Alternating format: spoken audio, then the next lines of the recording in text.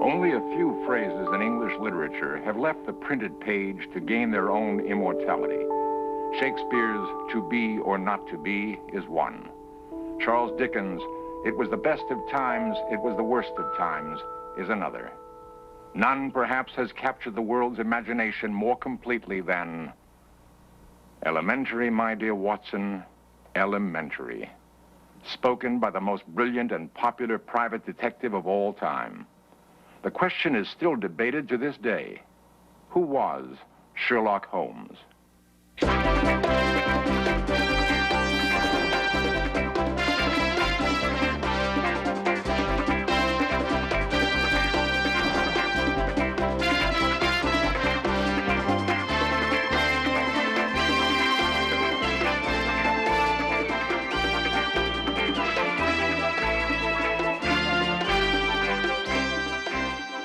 Really, Holmes, there's something positively inhuman about you at times. My dear Watson, I never allow my judgment to be biased by personal qualities. While it is common knowledge that Conan Doyle wrote the adventures of Sherlock Holmes, many readers were and still are convinced that this unique detective actually existed. Did he?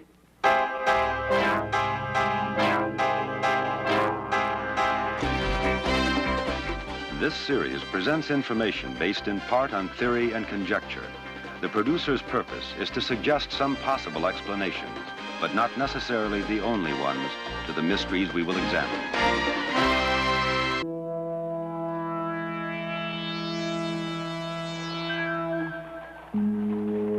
An expert on the Sherlock Holmes period, Peter Lovesey. The London of Sherlock Holmes was a sinister place, like these vaults of the Western Dock. It was a place of extreme poverty and squalor, where Jack the Ripper roamed the fog-enshrouded streets of the East End looking for his miserable victims. And the police were quite unable to control the crime. But many people look back on it as a golden age, when Queen Victoria had reigned for as long as anyone could remember, and the upper classes could feel secure, safeguarded by the greatest of all detectives, Mr. Sherlock Holmes of Baker Street. The fact of the matter was, in the decade prior to Holmes' appearance in print, the London police had failed to combat the growing crime rate. Even corruption in the force flourished. There were dynamitings involving the Irish problem, ruthlessly suppressed meetings of the unemployed, and most of all, the notorious Jack the Ripper murders, never solved.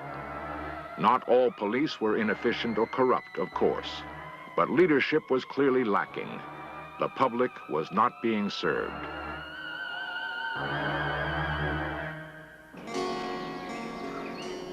The birth of Sherlock Holmes as a public figure is documented in a rare collection owned by Stanley Mackenzie. The big cornerstone of any Sherlock Holmes collection, and which is the envy of most collectors, is Beeton's Christmas Annual for 1887.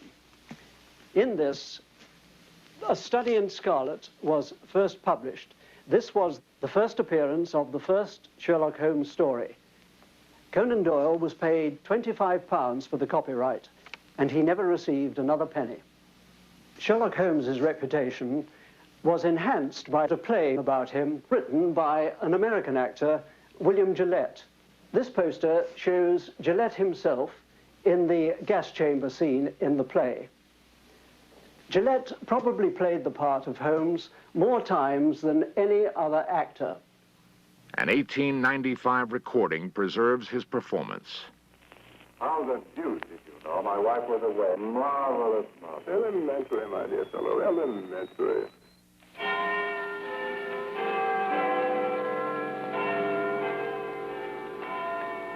From theater to motion pictures was also an elementary step for the master sleuth.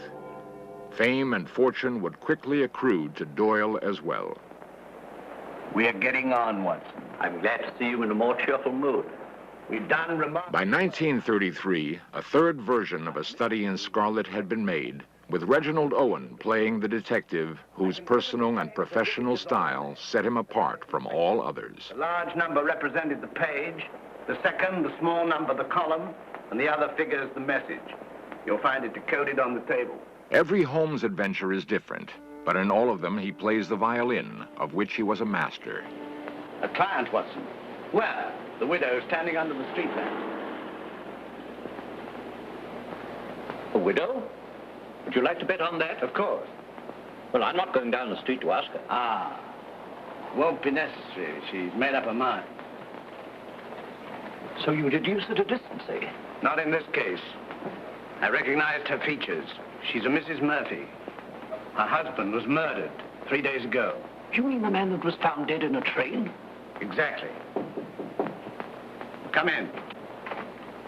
Mrs. Murphy to see you, sir. Mr. Holmes, I'm in such a mess. Such a mess. My husband up and died without leaving me as much as a... Holmes would never refuse a woman in distress, whether she be plain or beautiful.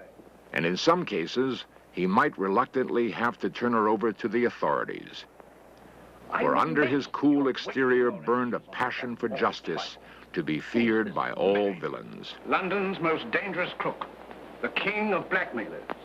A gliding, slithy, venomous snake. Once in his power, he'll squeeze and squeeze until he's drained his victims dry. More than once I've had my net around him, but so far he's managed to wriggle his way out. But the time has come, Watson. No shot broke that window. How did this modern detective come into being? What was Holmes' creator like? Arthur Conan Doyle was born in Edinburgh in 1859. Raised in one of the gracious Georgian homes in the new town, he enrolled at the age of 17 as a student of medicine at the university. Here he learned the methods of diagnosis, which, applied to the analysis of crime, became the basis of Holmes' famous methods of detection. No one questions that the inspiration for his quick-witted hero came from Doyle's tutor, Dr. Joseph Bell, here recreated for In Search Of. I've always considered Conan Doyle as one of the best students I ever had. He was exceedingly interested in anything concerned with diagnosis, and never tired of trying to discover those little details that one must look for. I remember he was greatly amused one day. A man came in, sat down. "Good morning, Pat," I said, for it was impossible not to see that he was an Irishman. "Good morning, Your Honor," replied the patient.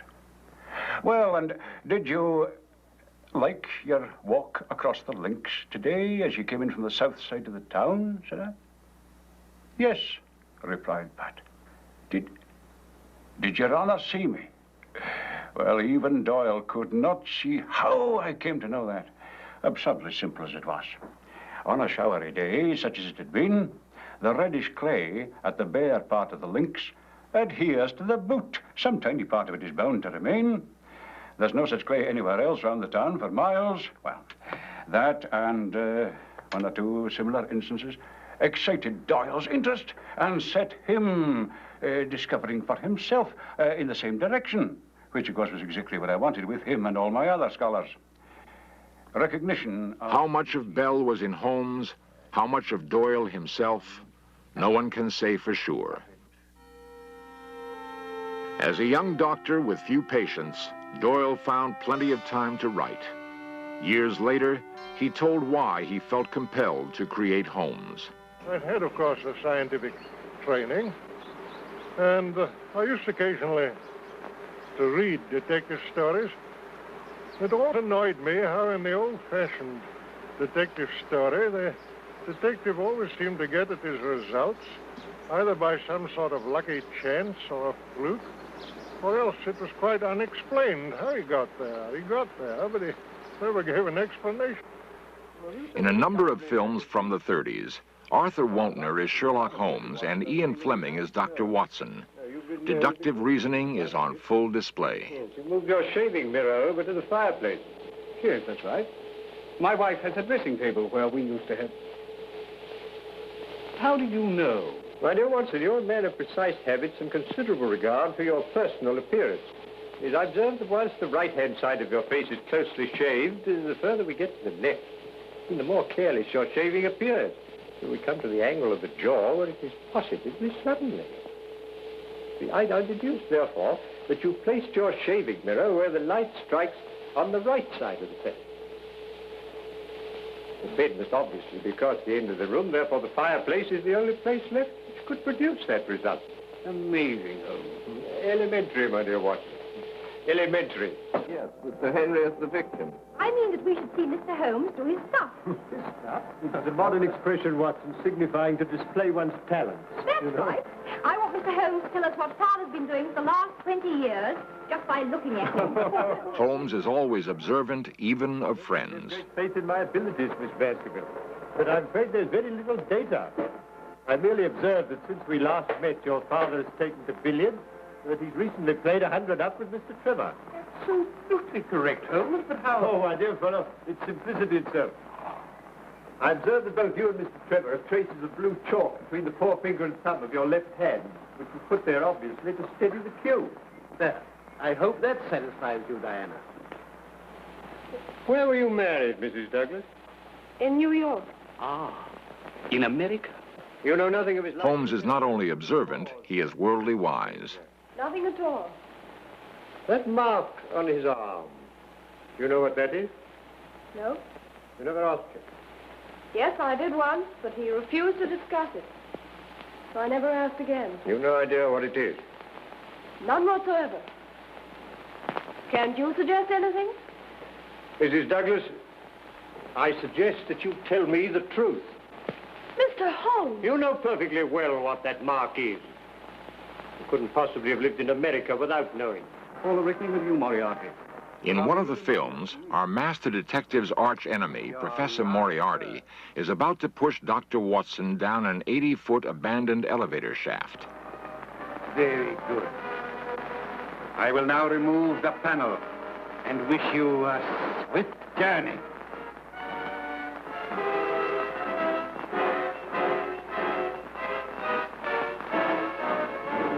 Don't move, any of you. Huh? Except you, my dear Watson, who I'm sure will be more comfortable with us.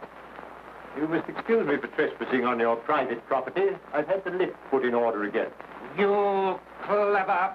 No compliments, please. I arrest you, Robert Moriarty. On what charge? Being concerned in the murder of the stable boy, Edward Hunter. Well, it's the most amazing case we've ever solved, Holmes. Elementary, my dear Watson. Elementary. Most criminologists of today will tip their hats in gratitude to the legacy of Holmes and his creator. In fact, a member of the Sherlock Holmes Society is an official of Scotland Yard, Philip Dalton. Mr. Dalton kindly consented to escort us to a very special, exclusive place. Behind a pub, on an obscure street near Trafalgar Square, the Society has assembled a stirring tribute to the leading detective of all time.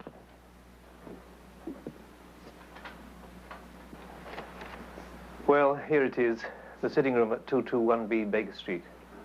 Left exactly as it was on the instructions of Mycroft Holmes, Sherlock's brother.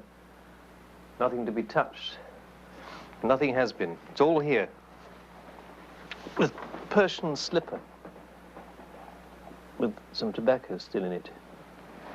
The poker that Sherlock Holmes nearly straightened. The violin that he used to play across his knees. There's the gasogene, there's the tantalus. Patriotic VR picked out in bullet box. And behind me is the bust of Sherlock Holmes that was the target for Colonel Sebastian Moran's air rifle. And you can still see the bullet hole. This room is, of course, a shrine, and it's visited by pilgrims from all over the world. It's especially a shrine for the Sherlock Holmes Society of London. If, in this room, you were to ask me, was Sherlock Holmes fact or fiction? I'd like to echo the reply given by our president, Lord Gorbooth, who, when asked that question, said, yes. The claim that Sherlock Holmes did exist beyond the imagination of Conan Doyle may seem preposterous to many. But as we shall see, there is evidence to support this belief. The first clues to why Holmes may have been more than simply a fictional character may be found in Doyle's life itself. H.R.F. Keating is one of Doyle's leading biographers. But he did other things in many other fields. He was the man who introduced the ski to Switzerland. Before that, it had just been a way of getting about over the snow in Norway. He brought it to Switzerland and started the whole great skiing industry. It was like bringing the pumpkin to America. Then, in the 1914 war, he was the man responsible for the introduction of the modern military steel helmet. He carried out experiments himself with a rifle and proved that protection could be given against the modern bullet. At the same time, he insisted that the troops going over from England to France were equipped with inflatable life jackets, and they went to the British Navy as well. As significant as these accomplishments were, however, and knighthood would be his reward, what is little known is that Doyle was involved in many cases himself. In Search Of recreates one of them. Conan Doyle's secretary, Major Wood, was perhaps the prototype for Dr. Watson.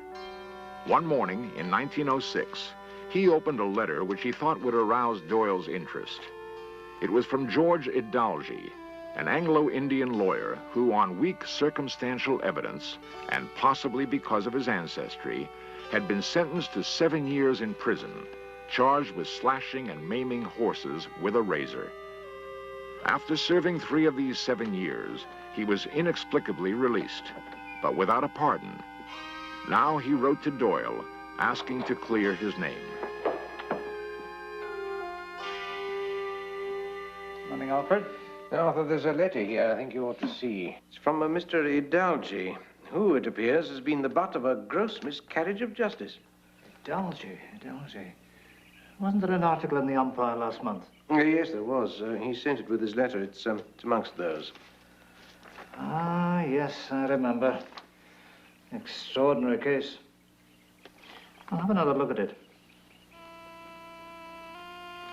As I read, the unmistakable accent of truth forced itself upon my attention, and I realized that I was in the presence of an appalling tragedy, and that I was called upon to do what I could to set it right.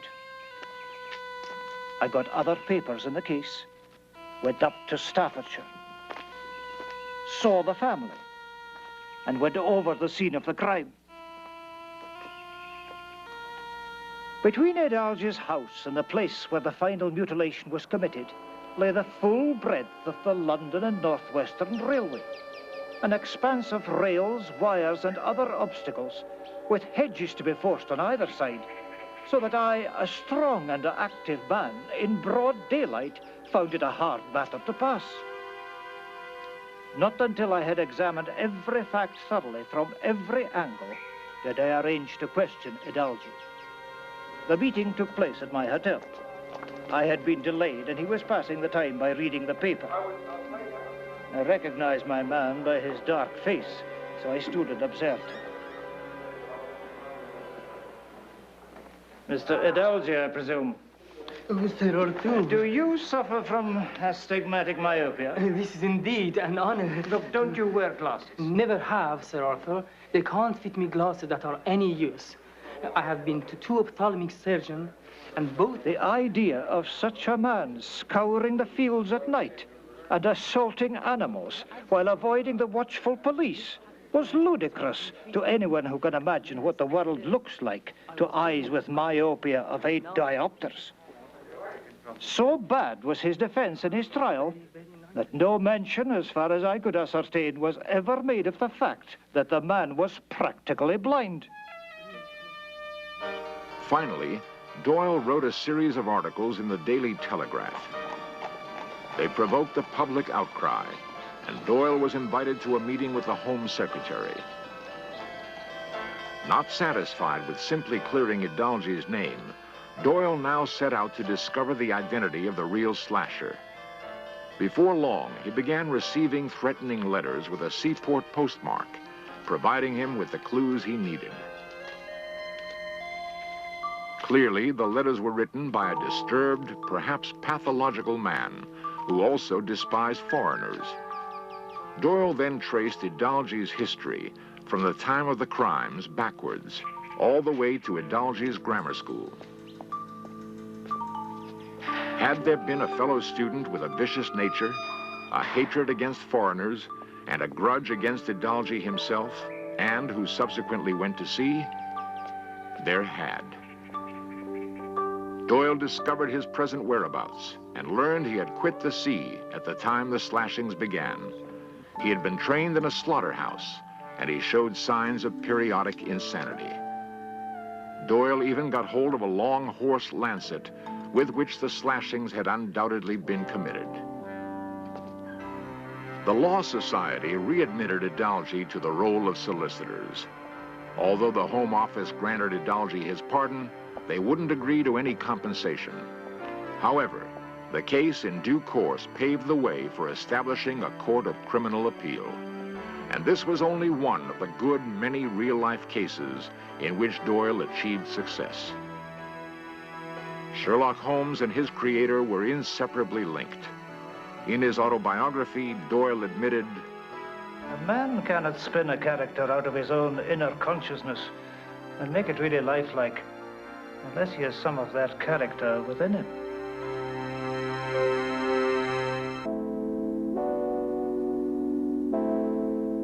The horse-drawn carriages of 1895 may have disappeared, but the living presence of Sherlock Holmes of Baker Street persists to this day. Nearly 100 years after A Study in Scarlet, letters still come into that address at 221B Baker Street, now the offices of an insurance company who reply on Sherlock Holmes' behalf. And this one's from San Diego, California. It's addressed to Mr. Sherlock Holmes or Dr. John Watson, MD. For those who believe Sherlock Holmes was only a figment of a writer's imagination, In Search Of humbly submits its deduction that he did, in a very real way, exist.